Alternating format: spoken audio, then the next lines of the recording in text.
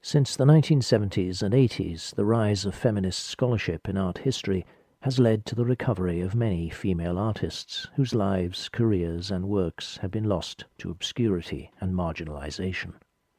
The Canadian modernist painter Prudence Heward is one such artist.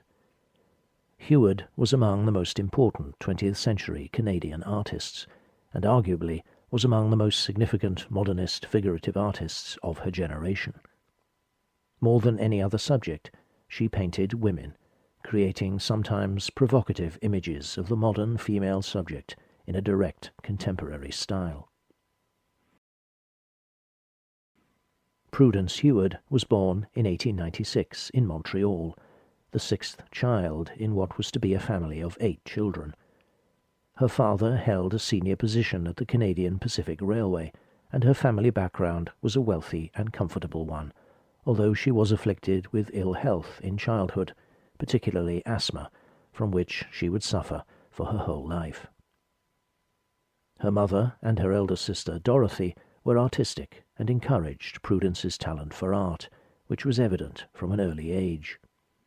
She began taking drawing lessons at the Art Association of Montreal when she was just 12 years old. However, when she was still in her teens, her secure childhood and her artistic development were disrupted by a series of family tragedies.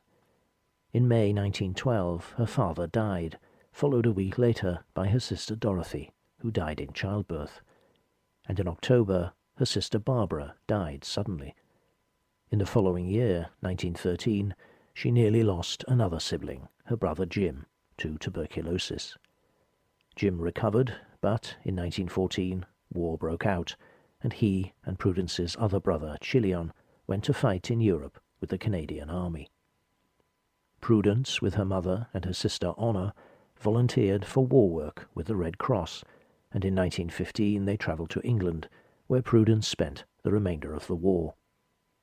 She wrote later that during these years of family tragedy and wartime disruption, she had been physically and psychologically unable to work as an artist, although some sketches which she made during her war service do survive. She benefited artistically from her time in England, however, visiting exhibitions and acquainting herself with developments in European modernism, which were later to be an important influence on her work.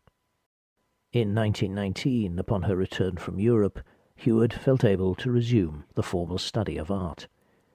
She went back to the Art Association of Montreal, where she studied with William Brimner, an important and influential teacher whose emphasis on the human form and the freedom and robustness with which he interpreted and modelled the figure exerted a strong influence on Heward.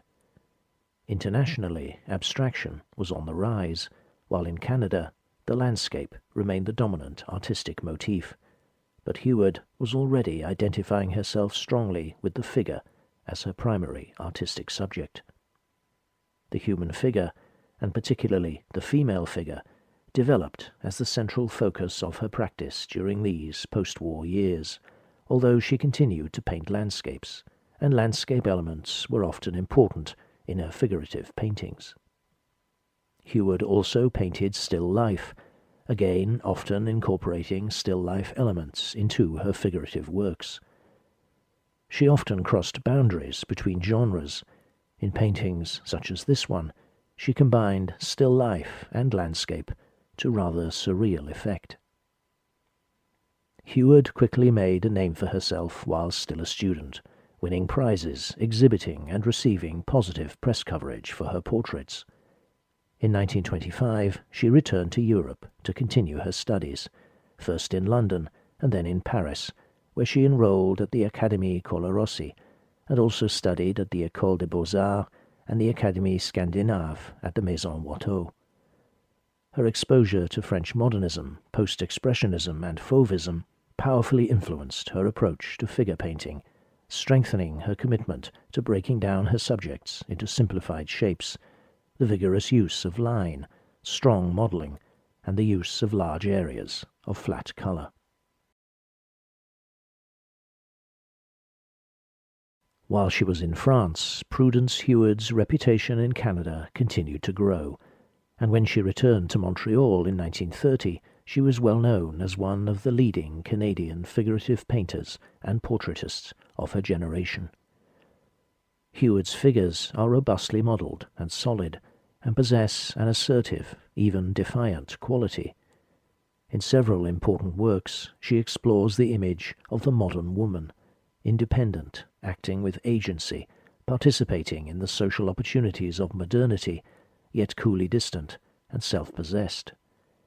Her subjects are unidealized, autonomous, and dignified. They do not indulge the viewer with smiles or sexual allure. Often even the gaze is withheld. Heward had a very active career, despite her continuing poor health, and was a prominent figure in the Canadian visual arts during the 1930s and 1940s. She was known as an avant-garde and occasionally controversial figure, challenging contemporary Canadian cultural conservatism with her advocacy for modernism and for the nude. Prudence Heward never married. She lived in Montreal, sharing a house with her mother. In 1939, Heward was involved in a car accident, and her nose was injured, making her asthma worse and further damaging her already poor health. In 1943, her sister Honor took her own life, a tragedy which plunged Prudence into deep grief. Her health worsening, she was taken to the Good Samaritan Hospital in Los Angeles and died there, aged 50, on 19th March 1947.